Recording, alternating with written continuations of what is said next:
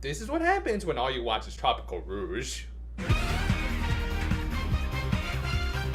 We open this episode with our spotlight character in a wide open field and meeting a boy who gave her another horse doll. I swear this better not involve another poorly acted bald kid again, or else I'm leaving.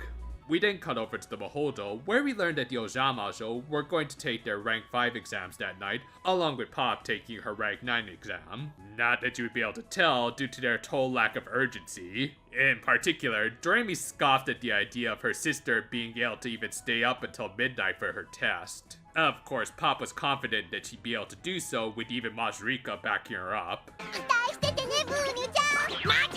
Have you two ever considered going on a talk show to work out your issues? From there, the Ojamajo made the dreaded walk to the first day of school after summer vacation.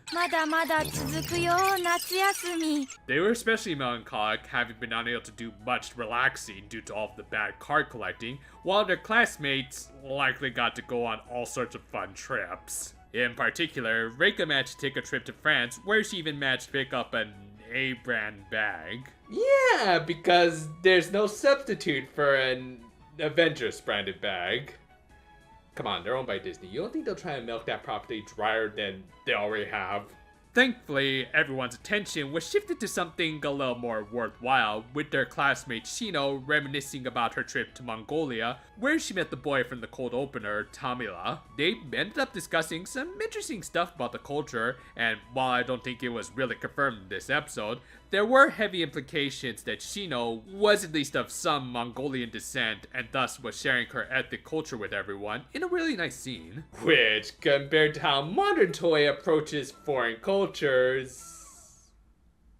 So anyway, this of course annoyed a certain attention-hungry blonde. Thus, when Shino later invited the Ojamajo to her place to help her with something, Reika tagged along, and yeah, that's the face of someone who don't want any. And sure enough, when they reached Shino's apartment...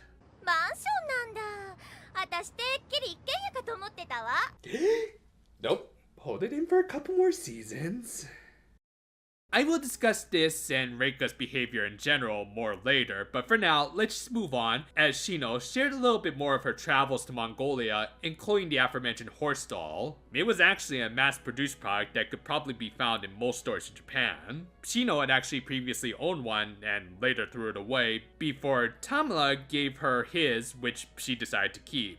This is because she had recognized that her friend had come from a far less materialistic culture than Japan's, where they enjoyed doing more physical activities and treasured whatever possessions they had rather than just showing them off or even throwing them away. And yet, he gave her the one and only actual toy in his possession as a sign of goodwill. This was one of the most subtly poignant moments in the entire series, as they addressed both appreciation for living in a privileged society and cultural sensitivity. Something which, yeah, I'll just come out and say it, Toei doesn't do this as well as they used to. Shino wanted to give Tamila a return gift and decided to ask the Ojamajo for their advice. Aiko and Hazuki didn't really suggest anything, and of course, Doremi said steak, not realizing Mongolian cuisine already mostly consists of domesticated livestock. Thus, they later decided to ask the magical stage on what Tamila might want, and as it would later be explained, mind reading was very high-level magic that was above their skill set. This is one instance where I do understand the limitation, as the mind can be a very fickle thing, especially when it comes to stuff we like. I mean, it can change on the fly, and sometimes we might not even know if we really like something or not. Regardless, it still ended up being a ton of spheres, leaving them with nothing for the exam that night. That'll be a 10 on the whoop scale. Left with no other choice, they tried to pump out as many goods as they could to buy more spheres, but as they themselves said,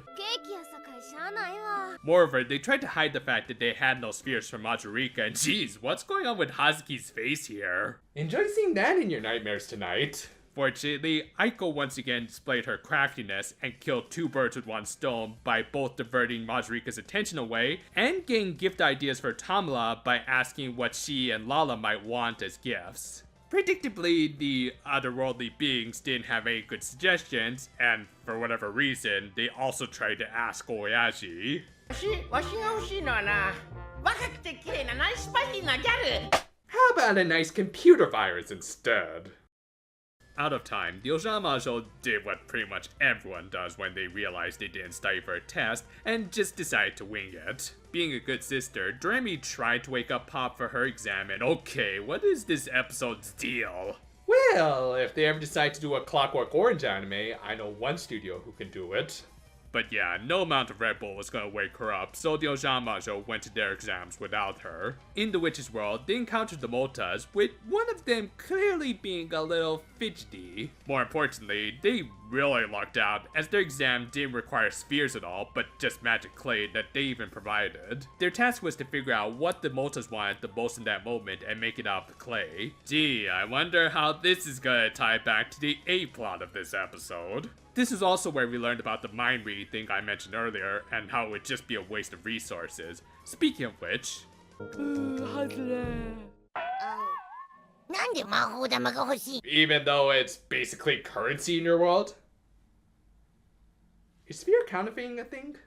The Ojamajo kept trying to guess what they wanted, and to the Mota's credit, they gave them some really obvious hints that you'd think at least Aiko and Hazuki would be able to catch on to. Ultimately, they lucked out when Doremi made a poorly designed flower that could also act as a backscratcher.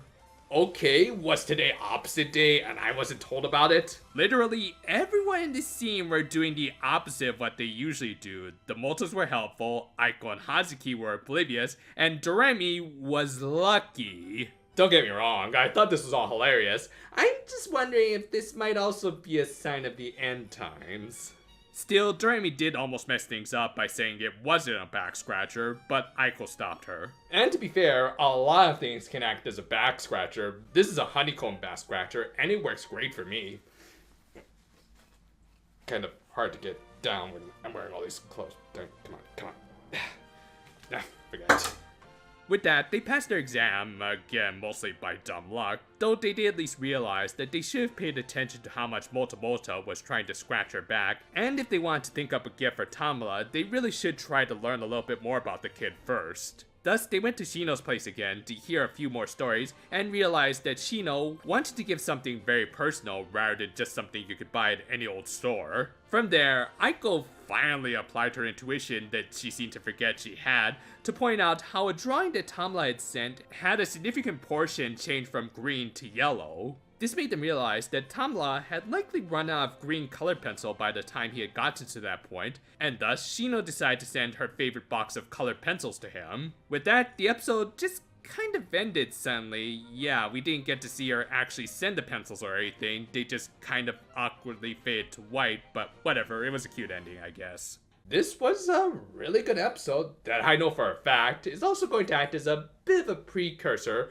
for some later developments and characters. I especially like how respectfully they approached addressing a foreign culture rather than, say, taking the G Gundam route and making things as loud and stereotypically over the top as possible. My only real issue was how the B plot with the exam felt a little divorced from the A plot. I mean, yeah, they kind of connected back with a similar conflict, but otherwise, totally they felt like almost total opposites. Now, of course, I'm not saying the exam plot was bad in any way. It was actually pretty funny, and had some great phases throughout, both for comedy and nightmare fuel. Pop being unable to take her exam because she slept through it felt like some good karma for all of her overconfidence. And I also liked the little bit of world building we got, with some more limitations for the magical stage. All of that said, I don't think it was quite as good as the Shino plot, and it almost felt like this could have come from a completely different episode, especially since they only used luck to pass it rather than intuition like they did with her. Not bad or anything, just a little intrusive to a much better plot in my opinion. On that note, I really like Shino's story about her wanting to show her respect to a boy who made her realize the value in stuff that we take for granted. It was fascinating to learn about the Mongolian culture in an equally respectful manner. Not that Reika shared the same viewpoint. Yeah, while thankfully subtle, this was also some of her best heel work in that you could feel some of the outright racist views she held towards her classmate and the foreign culture she loved. It's a good build towards some later developments and characters that I know will get especially heated. For now though, this was a really nice episode about getting to understand others both more on a personal level and in regards to their culture. Work on the next part of my Gold Princess review is going really well, especially in regards to my props. Rather appropriate since this was also the part of the series where the show's MacGuffins received more emphasis and for the most part were handled well. You'll see what I mean in the actual review. Until then though, farewell for now my friends. And you know, if Pop really wanted to stay up all night, she should have tried something like iced coffee. That's what I use to stay up to make these videos.